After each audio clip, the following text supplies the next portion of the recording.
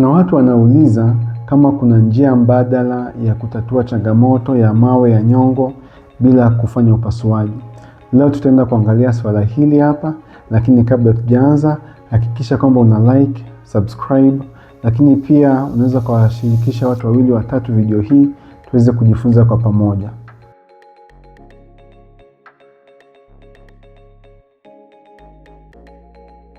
Nyongo yenyewe huzalishwa na ini na inajumuisha cholesterol pamoja na chumvi za nyongo na maji na pigments zingine nyingi ambazo zipo kwenye nyongo. Kwa hiyo vitu hivi vinavyotoka kwenye ini vinaipitia kwenye mrija na vinatunzwa kwa muda kwenye mfuko wa nyongo. Vinavyotunzwa kwenye mfuko wa nyongo, kwa hiyo mtu tunapokula chakula, hasa chakula ambacho kina mafuta, nyongo huachiliwa kutoka kwenye mfuko wa nyongo, inapita kwenye mrija na inaingia kwenye sehemu ya kwanza ya utumbo mdogo kwenye duodenum ili kusaidia kuchakata chakula, hasa mafuta. Kwa hiyo nyongo inapokuwa inahifadhiwa kwenye mfuko wa nyongo, kama nilivyosema, inakuwa ina cholesterol pamoja na bile salts na vitu vingine vingi. Kwa hiyo kiwango cha cholesterol kwenye nyongo kinapozidi kiwango maalum, cholesterol hii hapa inaanza kutengeneza mabonge na ndipo inapoanza kutengeneza mawe kwenye mfuko huu wa nyongo. Lakini pia hizo bile salts ama hizo pigments na nyewe pia zikiwa kwenye kiwango cha juu sana, zenyewe pia zikaanza kujikusanya na kutengeneza mawe.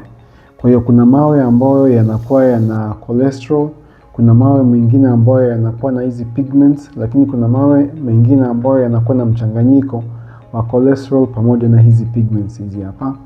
Kwa unakuta mawe yanabaki kwenye mfuko wa nyongo. Na watu wengi sana tunaweza kuwa na mawe haya hapa lakini bila kupata dalili yoyote ile. Na kuna watu wengine unakuta unapata mawe na mawe yanapita kwenye mfumo wa chakula bila hata shida yoyote ile. Na kuna makundi ya watu ambao wanakuwa na hatari zaidi ya kupata mawe haya kwenye nyongo. Haya ni pamoja na wanawake, hasa wanawake ambao wamezidi umri wa miaka 40 na ambao pia wana uzao mkubwa. Lakini pia tunazungumzia pia wanawake pia ambao wana uzito wa kupitiliza, au hata wanaume ambao wana uzito wa kupitiliza, na pia watu ambao wanapunguza uzito kwa kasi sana. Haya ni baadhi ya makundi ambayo yameonekana yakipatwa na mawe na changamoto ya mawe kwenye nyongo kwa kiwango kikubwa sana kuliko watu wengine wa kawaida. Lakini kama nilivyosema, kuna watu wengi sana ambao wanakuta wana mawe lakini hawapati dalili yoyote ile. Na dalili ambazo mawe haya yanaweza kusababisha ni pamoja na kupata maumivu tumboni, hasa sehemu ya kulia kwa juu, na maumivu haya yanaweza kuelekea kwenye bega la kulia au yanaweza kuelekea mgongoni, kutegemea na mawe yako wapi na yanasababisha athari zipi. Lakini pia mtu anaweza akaona hali ya kupata kichefuchefu ama kutapika. Anaweza akaona rangi ya ngozi pamoja na macho kubadilika rangi na kuwa njano.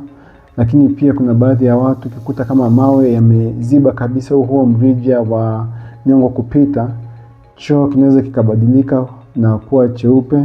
Lakini pia mkojo unaweza kubadilika na kuwa wa njano sana, yani njano iliyokolea kama vile chai vile. Hizi ni baadhi ya dalili ambazo zinaweza zikampata mtu ambaye ana changamoto ya mawe. Lakini kwa kiwango kikubwa kama nilivyosema, watu wengi hawana dalili, na dalili kubwa ambayo watu huona ni maumivu hasa sehemu ya kulia tumboni, lakini pia hata kwenye chembe ya moyo. Baadhi ya watu pia huweza kuona maumivu sehemu hiyo hapo. Sasa kuna baadhi ya matibabu ambayo yameonyeshwa kwa kiwango kimoja mpaka kingine yanaweza kuwa na ufanisi wa kutatua changamoto ya mawe. Lakini pia kuna matibabu mengine pia yameonyeshwa kwamba ni bora zaidi kuliko mengine.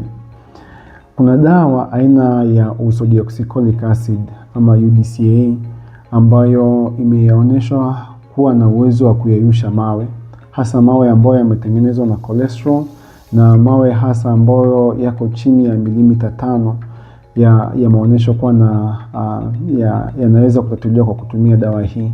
Changamoto tu ya kutumia dawa hii ni kwamba dawa ni ghali, lakini pia ili mtu uweze kuona dawa inafanya kazi na mawe kuanza kupotea ni angalau umetumia kati ya miezi 6 mpaka miezi 12, na sio kila mtu ambaye ataona dawa inafanya kazi. Ni 30% mpaka 50% tu ya watu ambao wanaweza wakaona dawa inafanya kazi.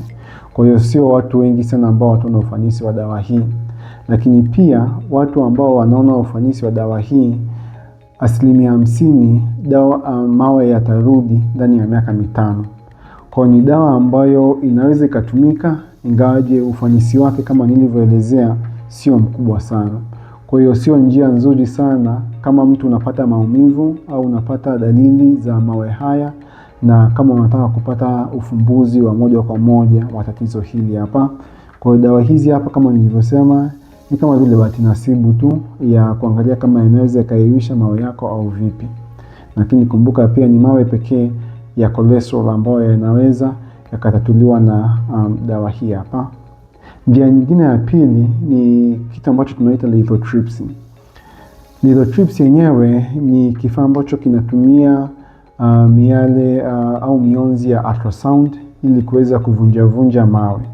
So yametumika sana sana hasa kwenye mawe ya kwenye mfumo wa mkojo. Kwa ukiangalia mawe ambayo yapo kwenye figo na mirija hiyo inayopitisha mkojo na hata kwenye kibofu, lithotripsy ndio inatumika sana sana hapo. Kuna kipindi zilitumika kwenye kujaribu kuvunja mawe ya kwenye nyongo, lakini matokeo yake hayakuwa mazuri sana. Kwa sababu mawe haya yalipovunjwa yaliingia kwenye mrija, na wagonjwa wengi sana mirija hii iliziba na kutokana na mawe haya yaliyovunjwa, na hivyo kusababisha madhara makubwa zaidi na kusababisha matibabu ambayo yalikuwa na gharama kubwa zaidi na matibabu makubwa zaidi kuliko vile ilivyokusudiwa. Kwa hiyo lithotripsy sio kitu ambacho kinatumika sana. Actually hakitumiki kabisa kwenye kutatua mawe ya kwenye nyongo. Lakini mawe ya kwenye figo definitely lithotripsy ni kitu ambacho kimeonyeshwa kuwa na ufanisi mkubwa, lakini sio kwenye mawe ya kwenye nyongo. Kitu cha tatu ambacho kimeweza pia kutumika kutatua mawe ya kwenye nyongo mbali na upasuaji ni kitu ambacho tunaita direct bile acid solvents. Hii hapa tunaangalia kitu kama methyl tert butyl ether. So kwa wagonjwa ambao unakuta wako mahututi sana, hawawezi wakafanyia upasuaji na vitu kama hivyo na kupewa matibabu ambayo yanachukua muda mrefu, kuna mrija ambao unaweza ukaingizwa kutoka kwenye ngozi ukaingizwa moja kwa moja kwenye kibofu kwenye mfuko wa nyongo, na kemikali hii ikaingizwa na ikayeyusha mawe haya kwa ufanisi mkubwa sana. Again, changamoto yake tu ni kwamba ina athari kubwa zingine za kiafya hasa kwenye ini, na ndio maana inatumika pekee kwa wagonjwa ambao ni mahututi, ambao hamna njia nyingine ya kutatua mawe haya tofauti na hii hapo. Kwa hiyo ni jambo lingine ambalo linaweza likafanyika. Kuna baadhi ya watu wamejaribu pia kutumia lishe. Kuna formula ya watu ambao wamejaribu kuchanganya vitu kama juisi ya limao, apple cider vinegar pamoja na olive oil kuangalia kama itaweza kuyeyusha, lakini matokeo yake pia hayakuwa mazuri sana. Kwa hiyo kama ni issue ya lishe, itasaidia hasa kama mawe yapo tu lakini hayaleti dalili yoyote ile. Kwa ukizingatia vyakula ambavyo vina fiber nyingi sana na kufanya pia mazoezi, hivi ni vitu ambavyo vinaweza vikaboresha mmeng'enyo wa chakula, lakini vile vikaboresha motility na hivyo kusaidia. Kwa hiyo lishe ya vitu ambavyo vina fiber nyingi, so nyuzi, lakini pia mazoezi, hivi ni vitu ambavyo vinaweza vikaboresha pia mfumo wa nyongo, na hasa kama mawe hayaleti dalili yoyote ile, au kama pia unataka kujikinga usipate mawe haya. Hii ni kati ya lishe pamoja na tabia ambayo unaweza kujaribu kuiadapt ili kusaidia. Lakini kwa bahati mbaya kama una dalili, again kama nilivyosema, kuna baadhi ya watu ambao watapata mawe haya na wasione dalili yoyote ile, na kuna baadhi ya wengine ya watu wataona dalili lakini dalili zitachukua muda mfupi na mawe yale yanaweza kaondoka tu yenyewe. Lakini kuna baadhi ya watu unakuta wana dalili ambazo zimedumu kwa muda mrefu kidogo, au unakuta dalili ni sugu au ni dalili ambazo ni kali zaidi.